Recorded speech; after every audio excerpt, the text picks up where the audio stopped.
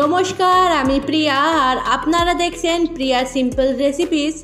আজকের রেসিপি সরষে বাটা দিয়ে চারাপোনা মাছের ঝোল। আশা করি আজকের রেসিপি আপনাদের ভালো লাগবে। চলুন তাহলে বেশি দেরি না করে দেখে নেওয়া যাক আজকের রেসিপি। নিয়ে নিয়েছি আধা কেজি চারাপোনা মাছ, কেটে ভালোভাবে পরিষ্কার করে ধুয়ে নিয়েছি।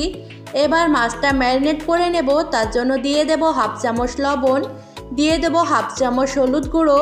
এবার লবণ আর হলুদটাকে ভালোভাবে মাছের সাথে মাখিয়ে নেব।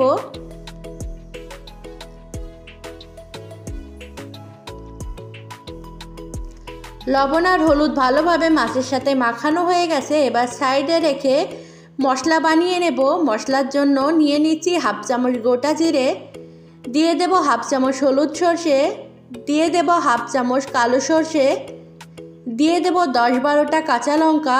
আপনারা আপনাদের স্বাদ অনুযায়ী লঙ্কাটা দিয়ে দেবেন। এবার সামান্য পরিমাণে জল দিয়ে মিহিন একটা পেস্ট বানিয়ে নেব। দেখতে পাচ্ছেন মিহিন করে পেস্টটা বানিয়ে নিয়েছি। এবার চলে যাব রান্নায়। গ্যাসে প্যান বসিয়ে ভালোভাবে গরম করে নিয়েছি। এবার দিয়ে দেব পরিমাণ মতো সর্ষের তেল।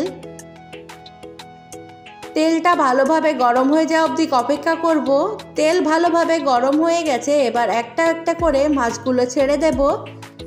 একসাথে বেশি মাছ দেবেন না, তাতে করে কিন্তু মাছ একটার সাথে আরেকটা লেগে যাওয়ার সম্ভাবনা থাকে। একটা একটা করে মাছ দেবেন, তাতে করে কিন্তু মাছ একটার সাথে আরেকটা লেগে যাবে না। হাই ফ্লেমে মাছগুলো ভালোভাবে লাল হয়ে যাওয়া অবধি ভেজে নেব। উল্টে পাল্টে ভালোভাবে মাছগুলো লাল করে ভেজে নিয়েছি। এবার নামিয়ে নেব।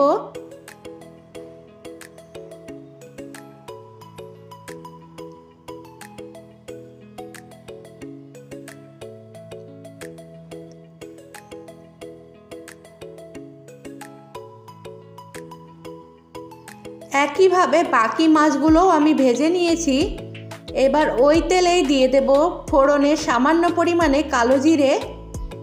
কালো জিরেটা একটু ভাজা হয়ে গেলে দিয়ে দেব একটা বড় সাইজের পেঁয়াজ কুচি, দিয়ে দেব হাফ চামচ লবণ। এবার পেঁয়াজটা হাই ফ্লেমে 3-4 মিনিট ভেজে নেব। পেঁয়াজটা যতক্ষণ না ভালোভাবে গোল্ডেন ব্রাউন হয়ে যায় ততক্ষণ ভেজে নেব।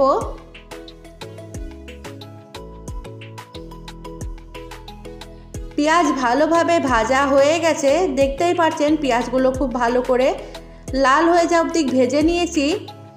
এবার দিয়ে দেব পেস্ট করে রাখা মশলাটা, দিয়ে দেব 1 চামচের 3 ভাগের 1 ভাগ হলুদ গুঁড়ো। মশলাটা লো ফ্লেমে 2 মিনিট কষিয়ে নেব। সর্ষে কিন্তু বেশি সময় কষাবেন না, তাতে করে সর্ষে তিতো হয়ে যাওয়ার সম্ভাবনা থাকে। লো ফ্লেমে 2 মিনিট কষিয়ে নিলেই এনাফ।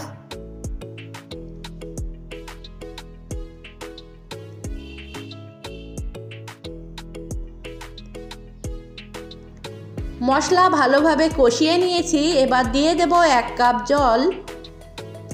আমি যেহেতু গ্রেভি একটু কম রাখবো সেজন্য জলের পরিমাণটা কম দিয়েছি। আপনারা যদি গ্রেভি একটু বেশি রাখতে চান সেক্ষেত্রে আরও আধা কাপ জল দিয়ে দেবেন।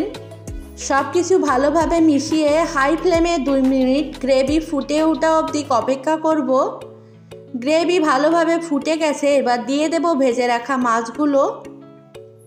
মাছগুলো হালকা হাতে গ্রেভির সাথে মিশিয়ে দেব।